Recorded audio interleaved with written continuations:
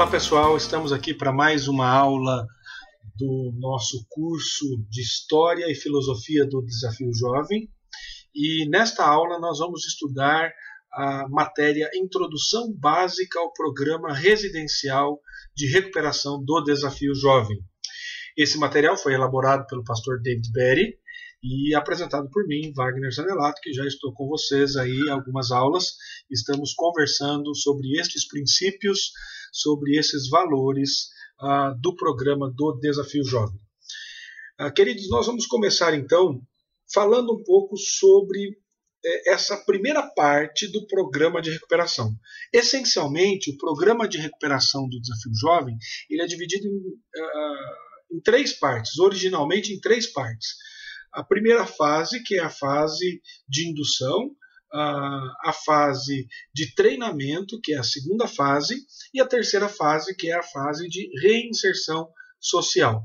É óbvio que isso ao redor do mundo, alguns programas adaptaram de acordo com a sua realidade, alguns trabalham com 4 fases e mais a fase de reinserção, então tornando-se um programa de 5 fases, mas basicamente nós temos na sua originalidade, desde o início, o programa do Desafio Jovem ele é dividido em 3 fases. A primeira fase é a fase de indução, a fase de treinamento e a fase de reinserção social. Hoje nós vamos nos deter à fase de indução. Então, o que é a fase de indução? Quando que isso começa? Primeiramente, essa fase ela tem o tempo de 4 meses no programa residencial. E como que surgiu, né,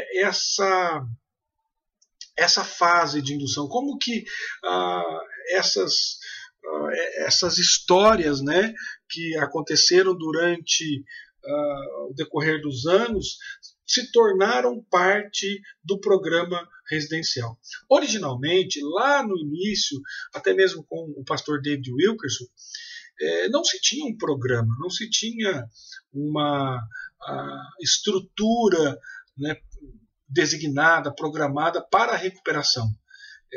Os irmãos começaram a fazer o trabalho e, guiados, dirigidos pelo Espírito Santo, então eles oravam pelas pessoas, eles trabalhavam com as pessoas em oração, aconselhamento, mas o que acontecia? Eles levavam para a igreja e muitos voltavam, regressavam para o seu local de origem ou as ruas e não se firmavam na fé cristã e numa vida cristã. E aí então o que aconteceu? Aconteceu que começaram-se então a criar esses centros de indução, onde o aluno ele chega nesse centro, e nós vamos ver um pouquinho mais à frente quais são os objetivos dessa fase de indução e como que se entra nessa fase de indução. Então a ideia é um local que os alunos cheguem nesse centro e eles sejam trabalhados nessas questões da velha vida e passem logo após esse período de 4 meses para um local ou uma outra fase de treinamento onde vão ter mais aprofundado ali o que está sendo desenvolvido. Então, nós tivemos a oportunidade de conhecer ali do pastor Greg Dill, professor desse curso, que estará em maio conosco, dando um módulo lá na Louisiana. Nós tivemos a oportunidade de conhecer um centro de indução, onde ali todos aqueles que entram no programa passam por esse centro durante 4 meses.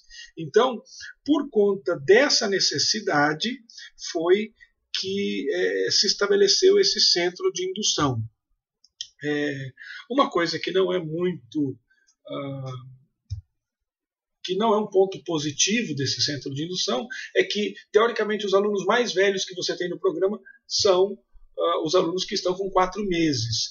Entretanto, alguns centros, alguns locais têm feito da seguinte maneira: faz a primeira fase, a fase de indução, vai para a segunda fase, e a terceira fase de reinserção social é junto à fase de indução.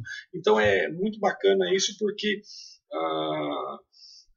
o aluno que já concluiu o programa, agora ele volta numa outra perspectiva para trabalhar, para desenvolver a sua vida secular ou até mesmo no ministério.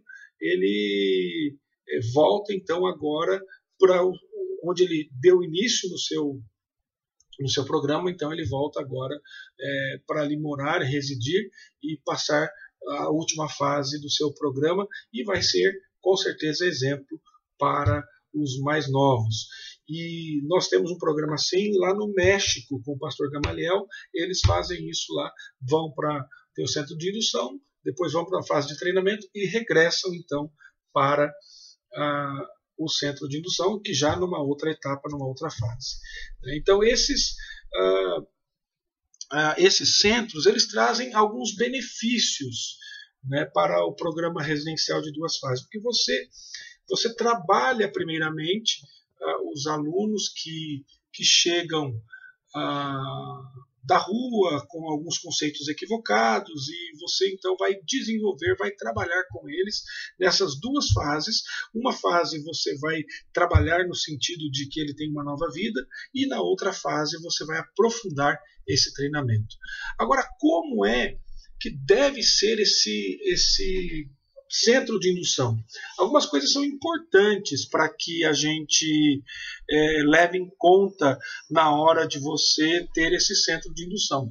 A ideia é que ele tenha um tamanho apropriado, não precisa ser lá quem sabe uma fazenda, um sítio tão grande para ter esse centro de indução. Tem que ser também um lugar focado, onde eles vão estar centrados, focalizados no programa que eles estão realizando. Um lugar onde eles não possam também dispersar muito. E um terceiro quesito aqui é a localização. A localização é muito importante. Aqui no Brasil nós temos o costume de termos centros muito afastados da cidade, mas para um centro de indução é importante que ele seja bem localizado para que as famílias tenham acesso a esse local, e também aqueles que estão nas drogas tenham acesso para entrar no programa do Desafio Jovem. Essas são algumas descrições básicas para esse programa que nós temos. Agora, quais são os objetivos dessa fase de indução? Isso é muito importante, porque nesses 4 meses, alguns objetivos devem ser alcançados. O primeiro objetivo é que os rapazes e moças saiam das drogas. Esse é o primeiro objetivo. O segundo objetivo é que este moço, esta moça que entrou no programa, esse é um objetivo fundamental. Ele deve tornar-se um seguidor de Cristo. Ele deve se tornar um seguidor de Cristo. Ele deve ser trabalhado nesse propósito, evangelizado, para proclamar a palavra do Senhor para este moço ou para esta moça. E a terceira coisa é que ele tem que ter um aprendizado básico do modo de vida do cristão, do cristianismo. Ele deve aprender isso. Ele deve, nesses 4 meses, abandonar o velho homem e se renovar do novo homem criado em justiça e retidão, procedente da verdade, como diz Efésios, o apóstolo Paulo escrevendo aos Efésios no capítulo 4. Essa fase também tem o objetivo de estabelecer na vida deste aluno esperança para o seu futuro. É interessante que muitos não têm mais esperança. Muitos alunos que vêm aos nossos programas não têm mais esperança. E agora, o nosso objetivo aqui é estabelecer esperança para o futuro, para que ele possa, de fato, ter convicção de que há solução para o seu problema. E essa solução está em Cristo. Então, nessa fase de indução, nesses 4 meses, ele será trabalhado nesse sentido, nessa perspectiva. Outro aspecto importante é você conhecer os problemas que têm levado este aluno a usar drogas e ter esses problemas que controlam a vida. Então, nós devemos avaliar os seus problemas. Devemos ver os seus problemas e quão grandes esses problemas são em sua vida e têm o atrapalhado. Na verdade, eu entendo que muitos alunos e alunas que vêm ao Desafio Jovem, a grande questão é como lidar com os problemas. Muitos desembocam nas drogas, eles usam essa válvula de escape porque não sabem resolver os seus problemas. Então, é um momento de avaliar os problemas dos alunos e ajudá-los no sentido de mudança. E começar, então, a estabelecer um compromisso de concluir o programa do Desafio Jovem. Nós sabemos que o maior índice de desistência são nos primeiros meses. Mas uma vez que nós consolidamos isso na vida deles, eles, então, têm o compromisso, nós podemos estabelecer esse compromisso de concluir o programa. Um outro objetivo é, aos poucos, passo a passo, restaurar o relacionamento com a família, principalmente se o relacionamento está quebrado. Então, vagarosamente, nós vamos trabalhando para que a família restaure o seu relacionamento e vamos trabalhando no aluno também para que isso possa acontecer. Agora, pensando na estrutura do programa de indução, nós temos um processo de entrada. Então, nesse processo de entrada, nós temos que fazer contato com as pessoas que precisam de ajuda. Hoje, por conta desta epidemia, né, de tanta e tanta gente usando droga, infelizmente, sendo viciados em drogas, nós vemos que a maioria dos centros, principalmente no Desafio Jovem, tem perdido essa motivação e perdido essa realidade de fazer contato com aqueles que precisam de ajuda. E nós devemos resgatar o trabalho de prevenção nas escolas, o trabalho de evangelismo nas ruas, o trabalho de grupos de apoio em igrejas. O Desafio Jovem ele existe para isso, para trazer as pessoas para serem alcançadas e ajudadas. Uma vez que o contato é feito com as pessoas através desses meios que falei, escola, prevenção,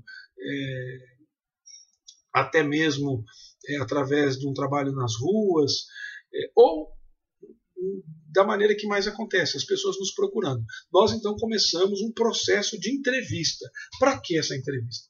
Para avaliar se esta pessoa que está querendo, desejando ingressar no programa do Desafio Jovem, ela tem o perfil para participar desse programa. Isso é muito importante. Então nós começamos esse processo, mas na maioria das vezes você vai perceber que esses alunos eles estão desesperados por conseguir ajuda. E às vezes nós caímos na tentação de colocá-los imediatamente no programa e fazermos a sua entrada no programa, mas às vezes nós nos precipitamos, porque é necessário que as pessoas entendam o porquê do programa, o que vai acontecer ali. Então isso é muito importante. E aí nós temos, nesse processo de entrada, nós vamos fazer algumas avaliações e vamos perceber que provavelmente alguns candidatos, alguns prováveis alunos, eles precisem de um tempo de desintoxicação. De um tempo de desintoxicação. Talvez alguns em estados mais graves vão precisar ir para clínicas médicas, para hospitais, e ficar um tempo maior, porque a saúde está debilitada. E o Desafio Jovem não é uma clínica, não é um hospital. Portanto, nós não podemos trabalhar com eles nessa perspectiva. É interessante que no passado, a desintoxicação ela era feita pela fé, na raça. Né? Não que isso não possa acontecer e Deus não possa curar uma pessoa e tirar todo o desejo pelas drogas. Mas nós sabemos hoje o que tem acontecido e a potencialidade das drogas, principalmente do crack. Eu tive a oportunidade, como já disse, de visitar Portugal, e lá eu vi usuários de heroína. E a crise de abstinência que um usuário de heroína tem, ela é muito pesada. Lá eles chamam de ressaca. E eles faziam lá, eles tinham um centro que eles chamavam de centro de crise. Centro de crise que tinha lá em Portugal, e ali em Salvaterra. E ali eles ficavam com o aluno intensamente, sem nenhum tipo de medicação. nós entendemos o agir de Deus, mas sabemos que Deus também pode agir através de meios ordinários e comuns, como os remédios. Então, hoje nós temos algumas medicações, pedimos sempre para que os alunos passem, antes de entrar no programa, por uma avaliação médica, para que haja, se necessário, essa desintoxicação, para que possam, então, ser trabalhados no Desafio Jovem, nos princípios, nos valores e no objetivo do qual nós temos. Nós temos também, nesse programa de indução, um horário diário, um programa, algo estruturado, algo consistente. Então, nós temos que ter algumas aulas, algumas programações, e nós temos um horário. Então, aqui nós temos basicamente um cronograma semanal, né, do horário de levantar, devocional, café da manhã, alguns afazeres nos quartos. Todos os dias, via de regra, nós temos capela, e depois da capela, depois do culto diário, do momento de devocional diário, né, em grupo, nós temos as classes, o momento de estudo, o momento onde os alunos vão para as classes. E nessas classes nós temos, via de regra, 3 horas de estudo. 1 hora de estudo em grupo e 2 horas de estudos pessoais. Logo após o almoço, aí no período da tarde, via de regra, da 1 hora até as 5 da tarde, mais ou menos, com alguns intervalos pelo meio. Nós temos o tempo de atividade de vida prática, né? Nós chamamos de atividade de vida prática hoje, o que antigamente nós chamávamos de laborterapia, ou tempo de trabalho, onde os alunos são divididos e aprendem a trabalhar. É interessante que isso é muito importante. O Desafio Jovem, ele trabalha nesse lado também, na perspectiva, no propósito do aluno trabalhar, dele desenvolver uma atividade e aprender várias situações. Nós temos um exemplo de quando eu era diretor, passou um senhor conosco, e ele trabalhou em várias áreas dentro do programa, com animais, trabalhou na lavanderia, trabalhou na horta, e por último ele foi trabalhar na cozinha. E ele gostou muito de trabalhar na cozinha, ao ponto que ele começou a fazer cursos na vigilância sanitária, começou a se aperfeiçoar, e hoje ele, recuperado pela graça de Deus, trabalha no restaurante do governo aqui do estado de São Paulo, chamado Bom Prato. Ele é cozinheiro lá, aprendeu a cozinhar lá no Desafio Jovem.